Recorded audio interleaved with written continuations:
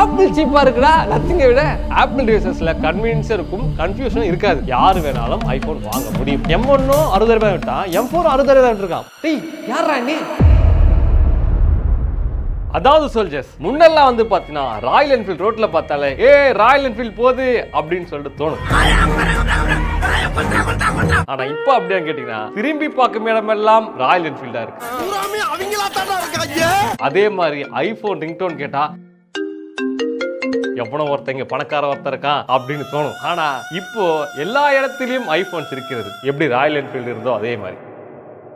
எனக்கு காமெடி என்னன்னா 7,000 ரூபாய்க்கு வந்து ஐபோன் 5S வாங்கி யூஸ் பண்ணிட்டு இருக்காங்க பிஎஸ்என்எல் சிம் போட்டு. எடால ஜியோ சிம் ஒர்க் ஆகாது. சோ அந்த அளவுக்கு ஐபோன்ஸ் வந்து ஊரு ஃபுல்லா அதிகமாயிட்டு இருக்கு. ஐபோன்ஸ் மட்டும் அப்படி அதிகமா வாங்கிட்டா ஆப்பிள் ப்ராடக்ட்ஸ் எல்லாமே அதிகமாகுது. ஆப்பிள் மியூசிக் யூஸ் பண்ணிட்டு இருக்காங்க சோல்ஜர்ஸ் ஆண்ட்ராய்ட் போன்ல. கொழுப்பு ஏன்னா லாஸ்ட்லெஸ் ஆடியோ வருமா? ஏண்டா உன் போன்ல டேக்கே ஒழுங்கா இருக்காது. 10,000 ஆண்ட்ராய்ட் போன்ல டேக் நல்ல டேக் இருக்கு. அத பத்தி யோசிக்கவே இல்லையே. சோ இந்த மாதிரி பல விஷயங்கள் நடந்துட்டு இருக்கு. ஆனா என்னோட ப்ரெடிக்ஷன் என்னன்னா ஃபியூச்சர்ல ஆப்பிள் மோனோபோலியா மாறிடும். அதாவது ஒன் வேர்ல்ட் ஒன் நேஷன் மாதிரி. இத சொன்ன உடனே கான்ஸ்பிரசி பேசுறவங்கள வந்து கரண்ட் மாதிரி ரியாக்ஷன் கொடுக்க ஆரம்பிச்சிருவானுங்க. One world one nation new world order. PC talk becomes Illuminati. அப்படினா என்ன அது? யாருக்கு தெரியும் அவங்களுக்கு தெரிஞ்சா போதும். பாடிப்பூரி கடை அதிகமாயிடுச்சு, பஜ்ஜி கடையை காணோம். நியூ வேர்ல்ட் ஆர்டர் மாதிரி உலகம் ஃபுல்லாவே வந்து பாத்தீங்கன்னா ஆப்பிள் டிவைசஸ் மட்டும் தான் அதிகமா இருக்கும்ன்றது என்னோட கருத்து. அந்த கருத்து கணிப்புக்கு ஒரு 4 சப்போர்ட்டிங் பாயிண்ட்ஸ் வச்சிருக்கேன் டேட்டாவோட. அதுதான் இன்னைக்கு பார்க்க போறோம். Apple going to become monopoly. அதாவது பாத்தீங்கன்னா சொல்ஜர்ஸ், உலகம் ஃபுல்லா இருக்க மொபைல் கஸ்டமர்ஸ்ல கிட்டத்தட்ட 70.69% வந்து இந்த பக்கம் இருக்கிறார்கள். இந்தியால பார்த்தாலும் 95.17% வந்து இருக்கிறார்கள். எந்த பக்கம்னா ஆப்பிள் பக்கம் இல்ல, ஆண்ட்ராய்ட் பக்கம். அன்பாலே தானா சேர்ந்த கூட்டம். 73% வந்து விண்டோஸ் தான் யூஸ் பண்றாங்க குளோபலா. 2% லினக்ஸ் அதர்வைஸ் போயிடுச்சு. மீதி இருக்க 15% வந்து மேக்ஓஎஸ் யூஸ் பண்றாங்க. என்ன ப்ரோ இவ்வளவு கம்மியா வந்து கவலைக்கிடமாக இருக்கிறது? இப்படி இருக்கிற சூழ்நிலை வந்து இவன் மோனோபோலியாவான் வேற தைரியமா சொல்றீங்களே, எந்த தைரியத்தில் போய் சொல்றீங்கன்னு கேட்டீங்கன்னா I got data. அதாவது பாத்தீங்கன்னா ஒரு 10-15 வருஷத்துக்கு முன்னாடி நம்ம மக்களோட பர்ச்சேஸ் பவர் ரொம்ப மோசமாக இருந்தது. என் நிலைமை ரொம்ப மோசமா இருக்குங்க. எக்ஸாம்பிள் 2007 அந்த கட்டளை தமிழ் எடுத்துக்கலாம். நம்ம ஜீவா வந்து 2,000 ரூபாய்க்கு தமிழ் வாத்தியார வேலை செஞ்சு கொண்டிருப்பார். சோ அப்போ என்ட்ரி லெவல் சேலரி ஒரு 2,000 ரூபாயில இருந்து 4,000 ரூபாய் தான் இருந்திருக்கு. ஐயோ பத்தாதடா. பட் அதே நிலைமை இப்போ இருக்கான்னு கேட்டா அதுதான் இல்ல. உங்ககிட்ட ஒரு பைக் இருந்தா மட்டும் போதும், ஸ்விக்கி ஜொமேட்டோ இல்ல பிளிங்கிட் ஓட்டி வந்து உங்களால வந்து ஒரு 20,000 ரூபாயில இருந்து 23,000 ரூபாய் உங்களுக்கு மாசம் சம்பாதிக்க முடியும். இதே நமக்கு என்ன தெரியாதுன்னா மக்களோட பர்ச்சேஸ் பவர் இன்க்ரீஸ் ஆயிருக்கு. கட்டளை தமிழ் படம் படி ஒரு தமிழ் வார்த்தை 2,000 ரூபாய் சம்பளம் கொடுத்துறாங்க சொல்றாங்க. நம்ம ஒரு 4,000 ரூபாய் வச்சுக்கலாம், டபுள் ஆயிக்கலாம். அப்ப வித்த ஐபோன் ரேட்டு 45,000 ரூபாய். சோ ஒரு தமிழ் வாத்தியார வேலை செய்யற ஒருத்தர் ஐபோன் வாங்கணும் அப்படின்னா அவரோட ஒரு வருஷம் சேலரியை வந்து வைக்கணும். ஆனா இப்போ அப்படின்னு கேட்டா அது கிடையாது. ஸ்விக்கி நீங்க ஓட்டினாலுமே கூட மாசம் நீங்க 20,000 சம்பாதிக்கிறீங்கன்னு வச்சா கூட ஐபோன்ஸ் ரேட் 60,000 ரூபாயில இருந்து 80,000 ரூபாய் இருக்குது. சோ 3 மாசத்துல இருந்து 4 மாசம் சேலரி கொடுத்தா மட்டும் போதும் ஐபோன் உங்களால வாங்க முடியும். சோ பர்ச்சேஸ் பவர் இன்க்ரீஸ் ஆயிருக்குன்னா எஸ் இன்க்ரீஸ் ஆயிருக்கு. அது மட்டும் இல்லாம அந்த காலத்துல இஎம்ஐ கிடையாது. இந்த காலத்துல இஎம்ஐன்னு ஒரு முக்கியமான விஷயம் இருக்கு. நீங்க ஆனந்த் ஸ்ரீனிவாசன் சொல்ற மாதிரி வந்து சேவ்லாம் பண்ண தேவையில்ல, இஎம்ஐல போய் டிராப்ல மாட்டிக்கலாம் ஜாலியா. இது நீங்க ஒரு கிராஃபா போட்டு பாத்தீங்கன்னா கூட நீங்க 2007 or 10 அந்த காலகட்டத்தில் இருந்த பீப்புளோட பர்ச்சேஸ் பவர்ன்றது ஐபோனோட பிரைஸுக்கு எங்கேயோ இருக்கும். ஆனா ஓவர் த பீரியட் இந்த கிராஃப் வந்து சுருங்கி சுருங்கி சுருங்கி சுருங்கி இப்போ கிராஸ் பண்ணி பர்ச்சேஸ் ரொம்ப அதிகமா போச்சுன்னா இல்ல, ஆனா ரெண்டுத்துக்கும் இருக்கிற கேப் வந்து கம்மி ஆயிடுச்சு. சோ அந்த காலத்துல நீங்க நினைச்சாலுமே ஐபோன் வாங்க முடியாது. ஆனா இப்போ நீங்க நினைச்சீங்கன்னா வாங்க முடியும். யாரு வேணாலும் ஐபோன் வாங்க முடியும். ஏன்னா அதுக்கு தான் இருக்கு இஎம்ஐ. நான் தான் இருக்கேன்ல. ஓகே ப்ரோ, பர்ச்சேஸ் பவர் அதிகமாச்சுன்னா ஐபோன் வாங்குவாங்கன்னா அதுக்கு ஒரு மேட்டர் இருக்கு. முதல்ல எப்படி மக்களோட பர்ச்சேஸ் பவர் இன்க்ரீஸ் ஆச்சு? அதாவது பாத்தீங்கன்னா முன்னாடி காலகட்டங்கள்ல இருந்த இண்டஸ்ட்ரி எல்லாமே மேனுஃபேக்சரிங் பேஸ் பண்ண இண்டஸ்ட்ரி. அதாவது பாத்தீங்கன்னா ஒரு பொருளை மேனுஃபேக்சர் பண்றதுக்கு ரா மெட்டீரியல்ஸ்க்கு ஒரு செலவாகும், மேனுஃபேக்சர் பண்றதுக்கு ஒரு செலவாகும். சோ இதுவே ஒரு ப்ராடக்ட் பிரைஸ்ல 40-60% ஆஃப் த காஸ்ட் போயிடும். மீதி இருக்க 10% ல இருந்து 20%க்கு வந்து பாத்தீங்கன்னா எம்ப்ளாயிஸோட சேலரி போகும். மீதி இருக்க 20%ல தான் அட்மினிஸ்ட்ரேஷன் எக்ஸ்பென்ஸும் கம்பெனியோட லாபமும் இருக்கும். சோ அப்படின்னும் போது முன்னாடி இந்த இண்டஸ்ட்ரியோட மார்ஜின் ரொம்பவே கம்மி. சோ அப்படின்னும் போது மக்களுக்கு சேலரி கம்மியா தான் கொடுத்துட்டு இருந்தாங்க. ஆனா இப்போ அப்படின்னு கேட்டா சர்வீசஸ் இண்டஸ்ட்ரி வந்து வளர்ந்துருச்சு. அதுதான் ஐடி. சோ சாஃப்ட்வேர் டெவலப் பண்றோம், அதுக்கு என்ன மூலப்பொருள் தேவை? ஒன்றும் தேவையில்லை.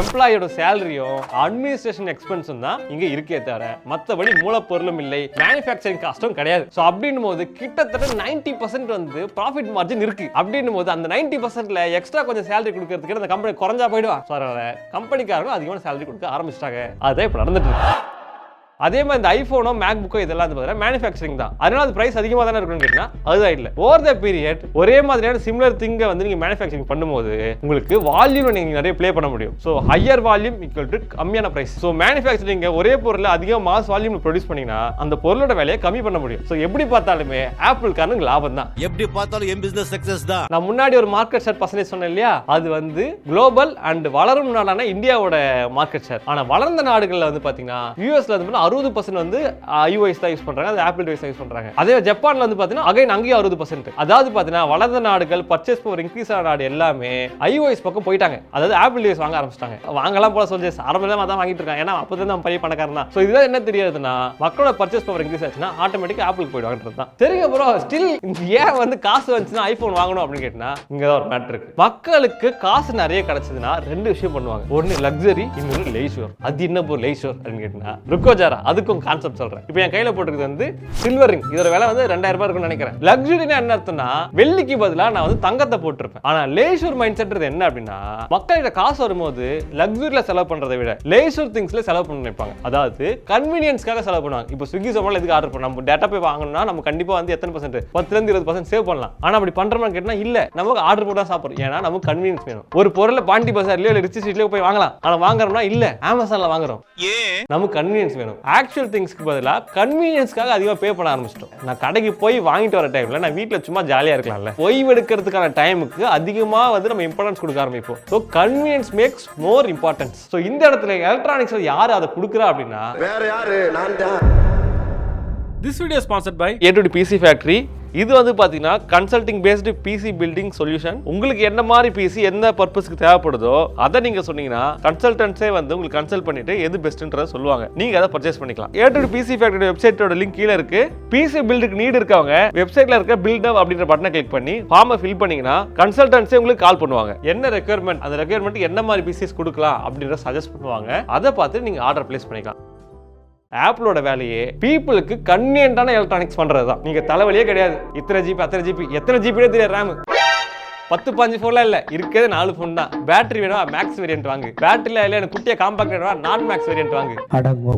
ஹெட்ஃபோன் வேணுமா ப்ளூடூத்ல போய் கனெக்ட் பண்ணணும் அவசியம் இல்ல, ப்ளூடூத்ல ஒன்னு இருக்குன்னு உங்களுக்கு தெரியவே தேவையில்லை. பார் முழுசா ஆப்பிள் ஃபேன் பாயாக மாறி இருக்கிற உன் பிசி டாக்கை பார், ஏன்னா அது எப்பவுமே ஆன்ல தான் இருக்கும். ஆன் பண்ணா எடுத்து கனெக்ட் ஆனா ஆன் ஆயிடும். சார்ஜ் இருக்கிற மட்டும் பார்த்தா போதும். மேக் புக்ல கனெக்ட் பண்ணுமா அது ஆட்டோமேட்டிக் அதுவே கனெக்ட் ஆயிடும். எல்லாமே அதுவே பண்ணிக்கும். என்ன கொடுமை Saravanan. Laptop, mobile, AirPods, watch, Mac mini, அப்புறம் அதுக்கான சாஃப்ட்வேர்ஸ் எல்லாமே அவன் தான் பண்றான். சோ மக்களோட பர்ச்சேஸ் பவர் இன்க்ரீஸ் ஆகும்போது எல்லாரும் லேசர் ஸ்டேட்டுக்கு போவாங்க. அப்படி போறாங்கன்னா கன்வீனியன்ஸ்க்காக அதிகமா பே பண்ண ஆரம்பிப்பாங்க. சோ அந்த இடத்துல இருக்குது யாருன்னா நாம தான். மேக் கன்வீனியன்ஸா இருக்குன்னா அப்போ விண்டோஸ் இல்லையா ப்ரோ? இப்போ விண்டோஸ்ல நான் வந்து ப்ளூடூத் எடுத்து கனெக்ட் பண்றேன், போன்ல கனெக்ட் பண்றேன், ஆண்ட்ராய்ட்ல கனெக்ட் பண்றேன். இப்போ என்ன பண்ணணும், ஒரு டைம் எடுத்து மாத்தி கனெக்ட் பண்ணணும். இதுல காமெடி என்ன, ப்ளூடூத் ஹெட்செட்ல 2 சேனல் இருக்கும், ஒன்னு ஹேண்ட்ஸ் ஃப்ரீ சேனல், ஒன்னு மியூசிக் சேனல். இந்த 2 போனே கனெக்ட் பண்ணீங்களா ஒன்னு மாறி கனெக்ட் ஆகும். இதை மாத்தி கஷ்டப்படுறதே தலைவலி. ஆப்பிள் டிவைசஸ்ல கன்வீனியன்ஸ் இருக்கும், கன்ஃபியூஷன் இருக்காது. அழிந்து கொடுக்குற முட்டாக எனக்கு படுது. இங்க கன்ஃபியூஷன் இருக்கும், கன்வீனியன்ஸ் கொஞ்சம் கஷ்டம். நம்மளால அதான் நெசம். இது மட்டும் தான் காரணமா கேட்டா உள்ள என்ன நிறைய இருக்குது. முன்னாடிலாம் வந்து பாத்தீங்கன்னா ஆப்பிள் தன்னை வந்து ஒரு எலைட் ப்ராடக்ட்டா வந்து வச்சுக்கணும்னு பார்ப்பான். இப்பயும் அப்படிதான் பண்ணிட்டு இருக்கான். ஆனா அது மட்டும் இல்லாம லோ எண்ட் வேரியன்ட்டை சீப்பா கொடுக்க ஆரம்பிச்சிருக்கான். ஆரம்பத்துல ஆப்பிள் M1 இருக்கு இல்லையா, M1 மேக் மினியோட பிரைஸ் எவ்வளவுனா ஒரு 60,000 ரூபாய் அல்லது 80,000 ரூபாய் இருந்தது. இப்பயும் பாத்தீங்கன்னா அதே பிரைஸ் விட்டு இருக்கான். இப்போ மேக் மினி M4 வந்திருக்கு, அதோட பிரைஸ் 60,000 ரூபாய்க்கு நீங்க வாங்கிக்கலாம். யோசிச்சு பாருங்க, M1 60,000 ரூபாய் விட்டா M4 60,000 ரூபாய் விட்டுருக்கான். பிரைஸ் அவன் ஏத்தவே இல்லை. இன்ஃப்ளேஷன் கணக்கு போட்டாலும் ஏத்தி இருக்கணும், ஆனா ஏத்தவே இல்லை. மேக் புக்ல 8GB யூனிஃபைட் மெமரி இருக்கிற மேக் புக்ஸ்ல வந்து கரெக்ட் இருக்குன்னு சொல்லி கம்ப்ளைண்ட் பண்றாங்க. இப்போ என்ன பண்ணிட்டா 8GB எல்லாம் தூக்கிட்டான், பேஸ் வேரியன்ட் 16GB மாத்திட்டான். சரி மாத்தின பிரைஸ் ஏத்திடுவான்னு பார்த்தா இல்ல, 8GB யோட பிரைஸுக்கு 16GB கொடுக்குறான். டேய் யாரா நீ, வேற யாரு அது, நான் தான் அந்த பையன்டா. சோ அவனோட ஸ்ட்ராட்டஜியை மாத்திட்டு இருக்கான், பிரைஸை கம்மி பண்றான். ஆப்பிள் இத்தனை நாளைக்கு பண்ணாத விஷயத்தை அவன் பண்ணிட்டு இருக்கான்.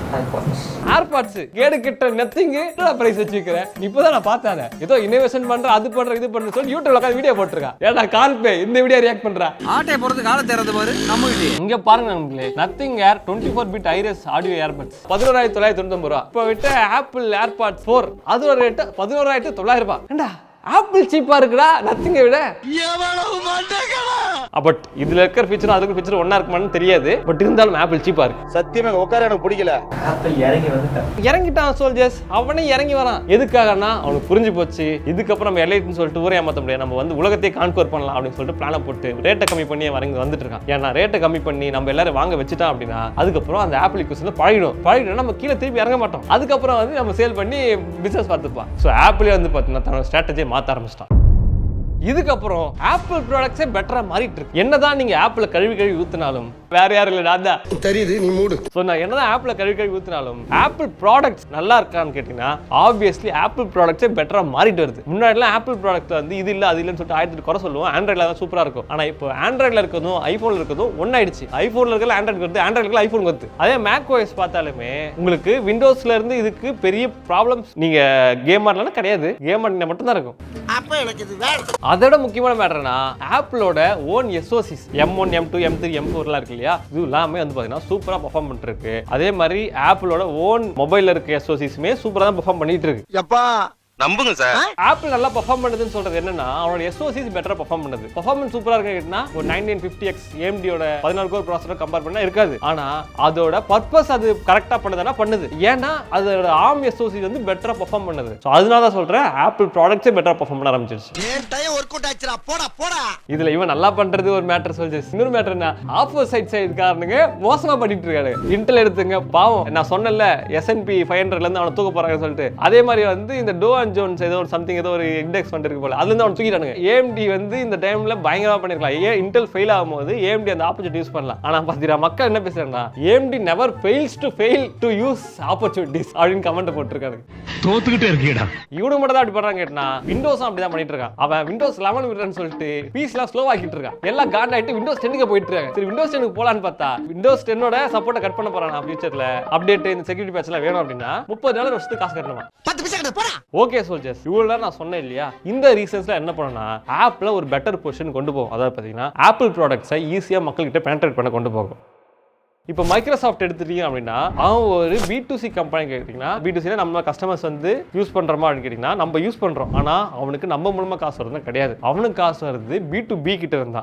ஆப்பிள்ன்றது கம்ப்ளீட்லி ஒரு B2C கன்சியூமர் கம்பெனி. கார்பரேட்ஸ்ல ஆப்பிள் ப்ராடக்ட்ஸ் வந்து பெருசா யூஸ் பண்ண மாட்டாங்க. ஏன்னா கார்பரேட்ஸ்ல அங்க யூஸ் பண்றதுக்கு சில ப்ராப்ளம்ஸ் ரெஸ்ட்ரிக்ஷன்ஸ் ஆப்பிள்லயே இருக்கும். ஸோ பொதுவாக கன்சியூமர்ஸ் தான் வந்து ஆப்பிள் ப்ராடக்ட்ஸ் வாங்குவாங்க. ஸோ ஆப்பிள் வந்து கன்சியூமரை தான் டார்கெட் பண்ணும். இந்த விஷயம் எல்லாமே ஆப்பிளோட சேல்ஸை இன்க்ரீஸ் பண்ணி ஆப்பிளோட மார்க்கெட் கேப்பை இன்க்ரீஸ் பண்ணும். ஸோ எல்லாருமே ஆப்பிள் ப்ராடக்ட்ஸ் யூஸ் பண்ண ஆரம்பிப்பாங்க. இது நல்லதான்னு கேட்டீங்கன்னா ஆப்வியஸ்லி நல்லது கிடையாது. ஏன்னா ஆப்பிள் என்னதான் வந்து இப்போ நல்ல மாதிரி ஆக்ட் பண்ணாலும் ஆக்டிங் மேடம் இவனை விட்டீங்கன்னா அவன் எப்படி சில்லு நடப்பான்னு நமக்கு மட்டும் தான் தெரியும். அப்புறம் நம்ம பிரைஸை ஏற்றுவான், பொருளை இறக்குவான், இருக்கிற ஃபீச்சரை கட் பண்ணுவான், கட் பண்ணிட்டு எக்ஸ்ட்ரா இன்னொரு பொருளை விற்று இந்த அதே ஃபீச்சர் தான் ஆனால் எக்ஸ்ட்ரா காசு அப்படின்னு கேட்பான். எதுக்கு பத்த வச்சிருக்கா?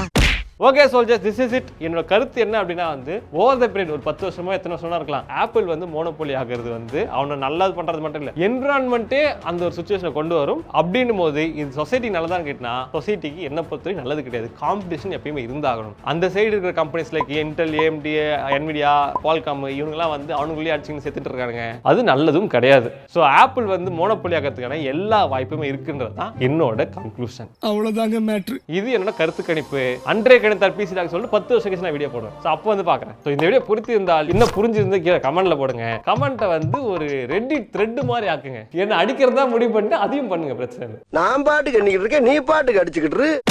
ஓகே சோல்ஜர்ஸ், உங்களை அடுத்த வேலை பார்க்குற அது வரைக்கும் பாய்.